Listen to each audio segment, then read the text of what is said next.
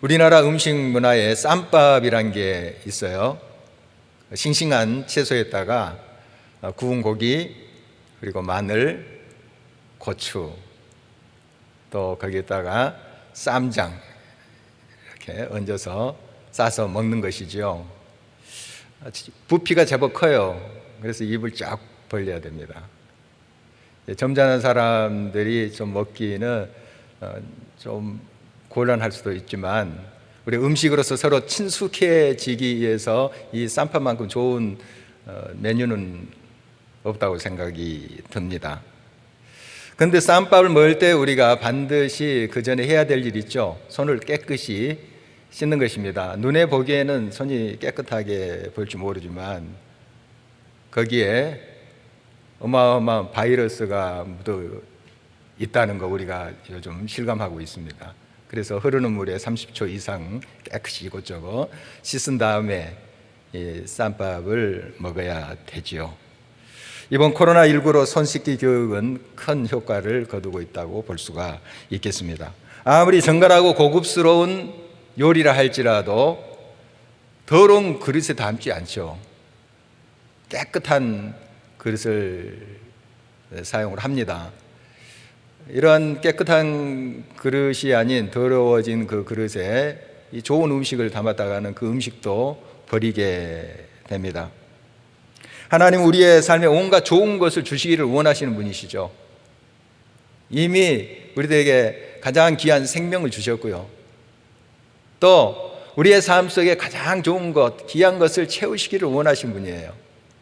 그러기 위해서는 우리의 삶, 우리의 마음이 깨끗하게 준비되어야 된다 하는 건 너무 당연한 것 아니겠습니까? 그래서 오늘 우리가 허락하신 말씀을 통해서 하나님의 놀라운 약속이 이미 우리들에게 주어지고 있고 지금도 이루어지고 있습니다. 이것이 우리의 삶에 하나님의 귀한 그 응답이 채워지고 또 그 아름다운 것들이 우리의 삶을 통해서 전해지기 위해서, 나눠지기 위해서는 우리는 정결한 마음을 준비하고 있어야 된다 하는 것은 너무 분명한 사실입니다. 그래서 오늘 우리가 하나님께서 주시는 놀라운 복과 은혜를 담고 나누는 그런 풍성한 삶으로 부르심에 우리 모두가 응답하고 또 그 은혜를 또 누렸으면 하는 것입니다. 하나님 백성인 유다 민족들은 그들의 죄악으로 인해서 바벨론에 의해 멸망을 당하죠. 그리고 민족들이 뿔뿔이 흩어지게 됩니다. 한 곳에 이렇게 살지를 못하게 됐어요. 이게 하나님의 징계죠. 죄를 범한 하나님의 백성들 하나님이 치신 것이죠. 이 죄는 사람을 추하고 더럽게 만듭니다. 이 죄라는 속성이 그런 거예요. 더럽게 만듭니다. 그런데 사람만 더러워진 것이 아니라 예먼 땅도 더럽혀지게 됩니다. 땅에 사는 모든 동식물들이 또 고통을 당하게 되죠. 이런 더럽혀진 인간과 이 땅을 하나님께서 그대로 방치하지는 않으십니다. 왜냐하면 이 하나님의 소유거든요. 우리의 모든 사람뿐만 아니라 이 땅의 모든 것들은 하나님의 것이에요. 그런데 더럽혀진 채로 하나님이 그대로 두시겠어요? 이걸 회복하시기를 원하십니다. 깨끗하게 하시기를 원하십니다. 하나님의 속성이 바로 거룩함이기 때문에 이러한 더럽혀진 것을 그대로 방관하지 않으신다는 것입니다. 바로 이렇게 깨끗하게 정결케 하는 그 과정 속에서 하나님은 징계와 심판의 도구를 이용하십니다. 그게 우리들에게 좀 고통스럽죠. 그러나 하나님도 동시에 아파하시고 안타까워하신다는 것을 아셔야 돼요. 우리만 고통스러운 것이 아니라 우리를 징계하시고 심판하실 때 하나님도 아파하신다 하는 거죠. 그러나 우리가 정결케 되는 것이 생명에 이르는 것이고 다시 한번 하나님 앞에 아름답게 서는 길인 것을 아시기 때문에 그 고통을 감내하십니다. 결국 하나님은 자기 백성들 모든 더러운 것과 우상 숭배로부터 건져내기를 원하십니다. 여기서 예수님의 비유가 연상이 됩니다. 곧 탕자의 비유인데요. 아버지께서 돌아가시기도 전에 유산을 달라는 거예요. 그거 가지고 먼 곳에 가가지고 허랑방탕하게 생활하면서 다 써버리잖아요. 그리고 거지가 됐습니다. 돼지가 먹는 열매를 먹으면서 배를 채우고 정말 흉한 그런 몰골로 이제 결국 아버지께로 돌아오는데요. 그 아버지는 그를 그대로 받아주잖아요. 돌아온 탕자를 그대로 영접하는 아버지의 모습을 봅니다. 이제 하나님의 모습을 이렇게 비유해서 보여주고 있는 것이죠. 그리고 그 아버지는 그 아들을 깨끗이 씻깁니다. 그러니까 목욕을 시키죠. 그리고 큰 잔치를 이제 베푼다 하는 이제 비유인데요. 바로 하나님께서는 이렇게 하나님의 자녀들이 범죄했을 때 그들이 돌아오기를 원하신다 하는 것입니다. 그리고 언제든지 맞을 준비가 돼 계세요. 그리고 잔치를 베풀기 전에 꼭 하시는 게 있어요. 씻어주시는 거예요. 목욕을 시키는 거예요. 꼭 그렇게 돼 있습니다. 예수님의 다른 비유도 보면 이제 한 임금이 있었는데요. 자기 아들 혼인 잔치를 베풀게 됐어요. 그래서 이제 종들을 보내서 이제 초청한 사람들 오라 이렇게 했는데 막 이유가 다 있습니다. 뭐 소도 사야 되고 장가도 가야 되고 어쩐 이유들이 다 있어요. 그러니까 못 오겠다는 거예요. 그리고 이 종들을 모욕합니다. 심지어 임금이 보낸 종들을 죽이기까지 해요. 임금이 화가 났죠. 화가 나서 군대를 보내서 그들을 진멸했습니다. 살인한 자를 진멸하고 이제 다시 신하들을 보냅니다. 이제 길거리에 가서 산울가로 가서 아무나 오라고 초청을 해라. 종들이 이제 가서 누구나 오시오 이렇게 했죠. 그래서 특별히 뭐 초청받을 대상의 몽독을 가지고 있는 것이 아니고 누구나 그냥 데리고 온 겁니다. 그런데 이 임금이 한 사람의 손발을 묶어서 저 밖으로 내 던지라 하는 거예요.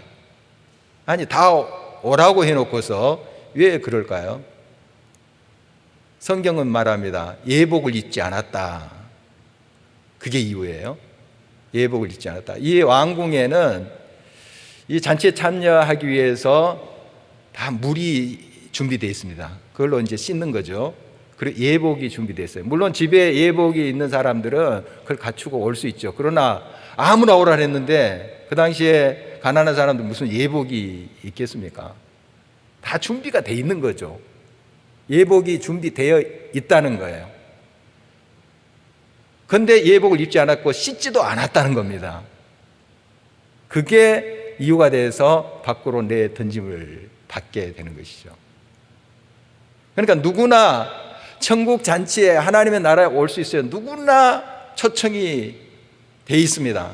그러나 그 천국 잔치에 참여하기 위해서는 씻어야 된다는 거예요. 깨끗이 씻어야 된다는 것입니다. 회개를 말씀하고 있는 것입니다. 세례 요한도 그렇고 우리 예수님께서도 이제 사역을 시작할 때 최초의 일성이 뭐냐면 회개하라는 것이었어요. 회개하라. 천국이 가까웠느니라. 회개하라 하는 것이죠. 천국 잔치가 지금 배설되어 있느니라. 그 전에 회개하라 하는 말씀이에요. 씻으라는 거죠. 씻으라. 그래서 우리는 이제 천국에 갑니다. 예수를 믿는 사람들은 예수 그리스도의 보혈로 인해서 씻음을 받은 사람들이기 때문에 천국에 가죠. 그런데 항상 우리 자신을 돌아봐야 됩니다. 나는 예복을 입고 있는가 하는 것이죠. 씻었는가 하는 것이에요. 항상 이 점에 우리가 유의하지 아니하면 안 됩니다. 바로 하나님께서는 약속하신 대로 우리들에게 모든 허물과 죄를 씻어주시고 영생, 천국을 우리들에게 허락하십니다. 그런데 우리는 그 천국 잔치에 참여하기 위해서 늘 깨끗이 우리 자신을 씻어야 된다는 것입니다. 주의 보혈에 의지해서 우리 죄를 자백하고 또 고백하면서 나갈 때 주님이 약속대로 우리를 깨끗이 씻어주신다 이렇게 하시지 않았습니까? 요한일서 1장 9절 그 유명한 말씀입니다. 만일 우리가 우리 죄를 자백하면 그는 미쁘시고 의로우사 우리 죄를 사하시며 우리를 모든 불의에서 깨끗하게 하실 것이요. 자백하면, 인정하면, 내가 죄악으로 얼룩져 있다는 것을 겸손히 인정하고 이대로 내가 주님 앞에 갈 수 없다는 것을 자각하면서 고백할 때 약속대로 그 죄를 깨끗이 씻어주신다, 이런 말씀입니다. 죄의 결과는 사망입니다. 죄를 씻음 받았다는 것은 곧 구원을 의미하는 것이죠. 바로 영생을 의미하는 것입니다. 그런데 우리는 이 세상을 살면서 우리의 손발이 더럽혀질 수 있습니다. 이미 천국 백성이 되었고 하나님의 아들, 딸이 우리는 되었습니다. 그러나 이 세상에서 또 영향을 받게 됩니다. 요한복음 13장 말씀에 보면 예수님이 제자들의 발을 씻어주시는 장면이 나옵니다. 이때 베드로가 내 발을 절대로 씻지 못합니다, 이렇게 이야기를 했습니다. 그러니까 이 손님들이나 또 다른 사람들의 발을 씻어주는 사람들은 종들이 하는 거예요. 그런데 예수님이 종처럼 자기 발을 씻는다, 이게 용납할 수가 없는 것이죠. 절대로 안 됩니다, 이렇게 이야기했거든요. 이때 예수님께서 내가 씻는 것을 허락하라, 씻지 아니하면 너와 나는 상관이 없는 관계다, 이런 말씀하셨어요. 그랬더니 이 베드로가 또 빨라요. 그렇다면 발뿐만 아니라 제 손과 머리까지 씻어주십시오. 이때 예수님께서 이런 말씀하세요. 요한복음 13장 10절 상반절입니다. 예수께서 이르시되 이미 목욕한 자는 발밖에 씻을 필요가 없느니라 온몸이 깨끗하니라. 우리는 이미 예수 그리스도로 말미암아 목욕한 자들입니다. 구원받은 백성들이죠. 그러나 이 세상 속에서 또한 손발이 더럽혀질 수 있습니다. 이것을 주님 앞에 가서 고백함으로 깨끗이 씻어야 한다는 것입니다. 바로 보혈의 은혜를 우리가 늘 의지하고 나가야 됩니다. 여기에서 우리가 주의해야 될 점이 있습니다. 손발이 더럽혀지면 또 씻으면 되지 하고 함부로 손발을 더럽히는 경우, 이것은 하나님의 그 은혜, 그것을 값싸게 여기는 행위입니다. 우리가 부지중에 손발이 더럽혀질 수 있어요. 세상에 영향을 받을 수 있습니다. 그러나 늘 경계해야 됩니다. 우리의 정결함을 유지할 수 있어야 됩니다. 또 우리도 모르게 영향을 받게 되는 그 세상의 그런 가치관이 들어오는 경우 빨리 깨닫고 씻으면 되는 거죠. 예수님의 보혈의 능력을 힘입어서 약속을 믿고 나갈 때 주님은 우리를 정결케 해주신다 하는 것입니다. 우리는 항상 하나님 앞에 정결함을 유지해야 됩니다. 하나님 백성들은 거룩한 무리들 아닙니까? 성도, 거룩한 사람들이에요. 그러니까 정결해야 됩니다. 그런데 이게 생각대로 안 돼요. 우리가 겉만 잠시 이렇게 씻는 것으로 되지 않아요. 마음을 바꿔야 됩니다. 마음이 변해야 돼요. 심령이 변해야 돼요. 그래서 우리가 성령 충만하자 하는 이유가 여기 있는 것입니다. 하나님의 마음이, 하나님이 이끄시는 그 하나님의 마음이 내 삶을 지배할 때 우리 삶은 구체적으로 하나님의 거룩한 행위로 드러나게 되는 것입니다. 본문 26절 27절을 주목하십니다. 또 내 새 영을 너희 속에 두고 새 마음을 너희에게 주되 너희 육신에서 굳은 마음을 제거하고 부드러운 마음을 줄 것이며 또 내 영을 너희 속에 두어 너희로 내 율례를 행하게 하리니 너희가 내 규례를 지켜 행할지라.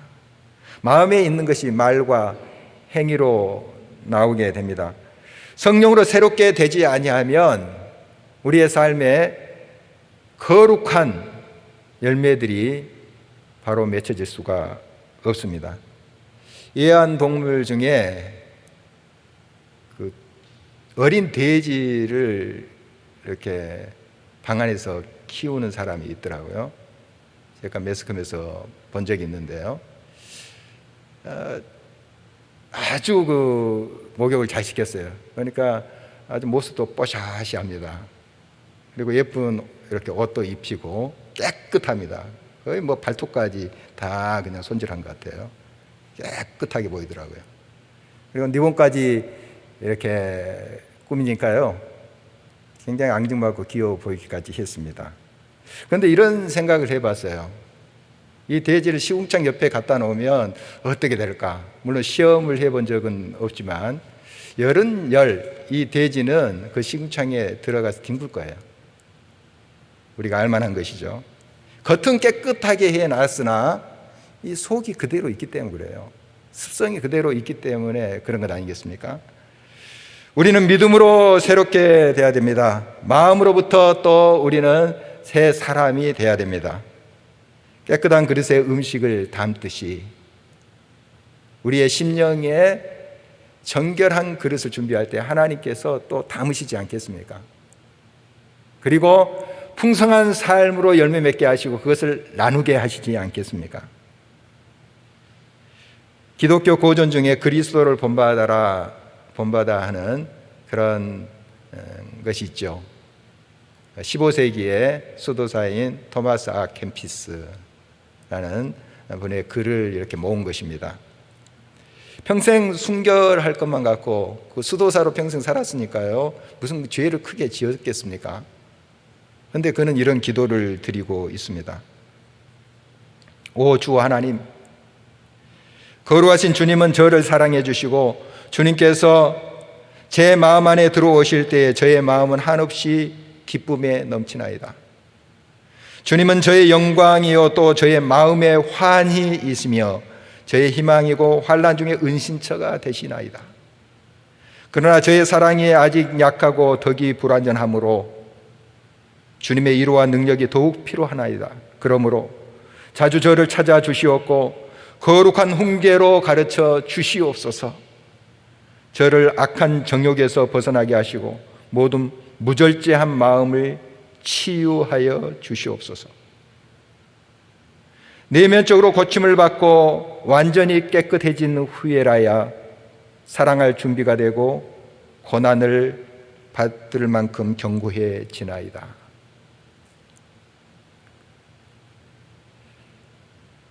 내면적으로 고침을 받고 완전히 깨끗해진 후에라야 사랑도 가능하고 주시는 환경에 대한 그런 여러 고난에 대한 도전에 대한 대응도 가능합니다. 주님의 영광을 드러내는 모든 일에 성결되어야 될 것이 이 정결함입니다. 이런 고백이에요. 자기 자신의 죄성, 자기의 허물을 발견하면서 몸부림치면서 정결케 해주십시오. 내면의 새로움으로 함께해 주십시오 하는 기도가 아니겠습니까? 우리가 아무리 신비한 체험을 하고 놀라운 영적인 경험을 한다 할지라도 우리는 늘 연약하다 하는 사실을 기억해야 됩니다. 항상 주님 앞에 우리는 허물이 많고 또 우리도 모르는 사이에 더럽혀질 수 있다는 사실을 우리는 늘 기억해야 합니다. 그래서 우리의 힘으로도 되지 않고 능으로 되지 아니하나 성령으로 하나님의 거룩한 영으로 우리가 정결케 될 수 있다. 오직 그 길밖에 없다는 것을 인정하고 주님 앞에 나가야 됩니다. 바로 성령은 우리의 심령을 근본적으로 새롭게 합니다. 하나님의 영은 우리의 심령을 근본적으로 고치십니다. 이런 하나님의 성령으로 함께 할 때 우리는 주의 성령으로 기록된 말씀이 보이기 시작합니다. 그리고 깨닫게 돼요. 그리고 그 말씀을 따라 나갈 힘이 생깁니다. 이게 역방향으로도 작동을 하는데요. 우리가 하나님의 거룩한 말씀을 늘 가까이 하고 그 말씀을 채워갈 때 우리의 삶은 성결케 되어간다 하는 것입니다. 이미 예수 그리스도 말미암아 우리가 성결케 되지만 우리도 모르는 사이에 묻었던 때들이, 죄악들이 발견되고 이 말씀 앞에서 우리가 그것을 발견하고 회개하게 된다는 그런 사실입니다. 하나님은 당신의 자녀들이 당신과 바른 관계 속에 있기를 원하십니다. 왜냐하면 여기에 풍성한 삶이 가능하기 때문에 그래요. 하나님과 떠난 삶에는 보기에는 그럴듯하게 화려하게 보일지 모르지만 이 안에는 결국 썩어지는 것들이 생기게 되고 결국 죽게 된다는 사실입니다. 다시 말씀드립니다. 풍성한 삶은 오직 하나님과의 바른 관계 속에서만 가능하다 하는 것입니다. 그러므로 우리는 늘 하나님과 바른 관계 속에 있는가 하는 걸 점검해야 됩니다. 하나님과 나의 관계 속에서 금이 간 부분이 있지 않나, 그리고 어느 부분이 하나님과 떨어진 부분인가 하는 것을 늘 살펴야 됩니다. 그걸 발견할 때마다 하나님 앞에 가서 고백하고 우리의 연약함을 아뢰고 우리의 성령님의 도우심을 구해야 됩니다. 주님과 바른 관계 속에 있는 사람, 마치 시냇가에 심은 나무처럼 시절을 쫓아서 과실을 맺고 풍성한 삶이 약속된다고 우리 성경은 계속해서 우리들에게 말씀하고 있습니다. 그렇습니다. 지금 유다 백성들은 그들의 죄악으로 말미암아 하나님과 떨어져 있었습니다. 그러니 그들의 삶이 얼마나 피폐해져 있었겠습니까? 또 바벨론 여러 지역에 흩어져서 고난을 당했겠습니까? 이제 하나님께서 그들을 회복하신다 하는 것입니다. 나와 화해하자 하는 것입니다. 돌아오면 받아주시겠다 하는 것입니다. 그래서 이렇게 약속을 주십니다. 오늘 본문 30절입니다. 또 나무의 열매와 밭의 소산을 풍성하게 하여 너희가 다시는 기근의 욕을 여러 나라에게 당하지 아니하게 하리니. 지금 욕을 당하고 있다는 것입니다. 봐라, 너희들 뭐 하나님을 믿는다고, 뭐 하나님이 선택된 백성이라고 막 자랑하더니 그 꼴 좋다. 지금 이렇게 모욕을 당하고 있는 거죠. 그런데 하나님께서는 이 백성을 다시 불러들이시는 것입니다. 회복하시기를 원하시는 것입니다. 그리고 그들을 풍성케 하게 해서 주변 나라 사람들이 놀라게 하시겠다는 것입니다. 하나님이 이 일을 이루셨구나, 하나님이 함께 하시는구나, 이렇게 고백하도록 하시겠다는 것입니다. 황폐한 땅이 에덴 동산처럼 변하게 하시고, 이것이 하나님의 은혜이지요. 오늘 본문 35절 36절 계속해서 주목해 보십니다. 사람이 이르기를 이 땅이 황폐하더니 이제는 에덴 동산같이 되었고 황량하고 적막하고 무너진 성읍들의 성벽과 주민이 있다 하리니 너희 사방에 남은 이방 사람이 나 여호와가 무너진 곳을 건축하며 황폐한 자리에 심은 줄을 알리라. 나 여호와가 말하였으니 이루리라. 하나님이 하셨구나. 이거 기적이네. 정말 얼마 전까지 황폐했던 그 땅이 에덴 동산처럼 되었으니 기적 아니겠습니까? 지나가는 사람들이 그렇게 놀라게 하겠다 하시는 것이 하나님의 약속이에요. 하나님은 반드시 약속하신 대로 이루십니다. 이루시는 하나님, 이루시는 하나님이십니다. 반드시 자기 백성들과 자기 자녀들과 약속하신 바를 성취하시는 하나님이십니다. 하나님의 신실한 약속을 붙잡고 믿음으로 우리가 응답할 때 결국 하나님 우리의 모든 부끄러움, 수치 다 벗게 하시고 영광의 옷을 입게 하실 것입니다. 하나님은 반드시 자기 백성을 회복하시는데, 그렇다고 우리가 하나님 다 하시겠지 하고 그대로 간다고 한다면 이것은 하나님이 기뻐하시는 일이 아님을 이 에스겔 선지자는 지적해 주고 있습니다. 하나님은 약속한 대로 이루십니다. 그래도 기도해야 된다 하는 것입니다. 하나님이 하나님 백성을 위해서 놀라운 것을 다 준비하고 계세요. 우리가 구체적으로 기도하기를 원하십니다. 37절 상반절입니다. 주 여호와께서 이같이 말씀하셨느니라. 그래도 이스라엘 족속이 이같이 자기들에게 이루어 주시기를 내게 구하여야 할지라. 하나님은 우리가 필요한 모든 것을 다 알고 계시는 분이십니다. 714 기도하지 않아도, 금식 기도하지 않아도, 그리고 코로나19가 물러가도록 기도하지 않아도 하나님은 우리가 무엇이 필요한 것을 다 아시는 분이세요. 그러나 구체적으로 기도하게 하시는 이유가 있어요. 결국 이 모든 것을 회복하시고 고치시고 치유케 하시고 자유케 하시는 분은 여호와 하나님이십니다 하는 걸 인정하도록 하시기 위한 것입니다. 주님 앞에 구하라는 것은 주님밖에 없습니다. 그리고 모든 것이 성취되고 응답된 후에 주님이 하셨습니다. 바로 기도하는 사람은 꼭 이런 고백을 해요. 그러나 기도하지 않고 무슨 일이 성취됐다 그러면 자기가 한 줄 알아요. 여러분, 하나님께서 약속하신 것 분명히 이루십니다. 그래도 우리는 구체적으로 그것이 이루어지기를 구해야 됩니다. 이것이 겸손한 것이고 나의 나약함을 인정하면서 하나님을 온전히 믿는 믿음인 것입니다. 김교 씨는 일제강점기 때 고등보통학교에 교사로 일을 했습니다. 창씨 계명을 거부하고요. 또 수업을 우리말로 진행했대요. 그러니까 일제의 눈에 어떻게 보이겠습니까? 정말 불온한 인물로 이렇게 보이겠죠. 그리고 독립정신과 민족혼을 일깨우려고 많이 노력을 했습니다. 이 민족과 또 자기의 구체적인 삶을 구체적으로 바로 세우는 토대는 성경밖에 없다. 그는 그렇게 깨달았어요. 성경을 연구하고 강의도 많이 이렇게 했었습니다. 그 함석헌 또 정두용 등과 함께 성서조선이라는 잡지를 창간하기도 했죠. 이 일 때문에 또 옥고도 치르기도 하고요. 정말 강직한 그런 믿음의 사람인데 그는 하나님의 말씀에 따라서 날마다의 삶을 살도록 노력을 했다고 합니다. 대의적인 또 나라 민족적인 그런 일뿐만 아니라 자기의 소소한 삶 속에서도 늘 하나님 말씀과 동행하려고 했어요.